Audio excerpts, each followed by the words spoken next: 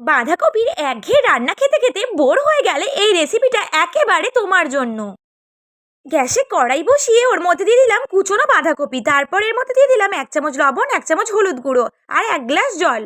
এবার এর উপর ঢাকনা দিয়ে এগুলো সেদ্ধ করে নেব। কিছুক্ষণ পর দেখো ঢাকনাটা খুলে নিয়েছি, আমার এগুলো পুরোপুরি সেদ্ধ হয়ে গেছে। এবার মিক্সিং জারে সেদ্ধ বাঁধাকপিগুলো দিয়ে হালকা একটু ঘুরিয়ে নেব। এরপর কড়াইয়ে সর্ষের তেল দিয়ে 2টো শুকনো লঙ্কা আমি ভেজে নিলাম। তারপর আমি এর মধ্যে দিয়ে দিলাম কালো জিরা, রসুন কুচি, পেঁয়াজ কুচি, টমেটো কুচি আর পেস্ট করে নেওয়া বাঁধাকপি। খুন্তি দিয়ে সব একসাথে ভালোভাবে মিশিয়ে এর ওপর দিয়ে দিলাম ধনেপাতা কুচি। এরপর যে শুকনো লঙ্কাগুলো ভেজে রেখেছিলাম ওগুলো গুঁড়ো করে দিয়ে দিলাম। এবার দিলাম লবণ, সামান্য চিনি। এরপর গ্যাসের ফ্লেম কমিয়ে দেব।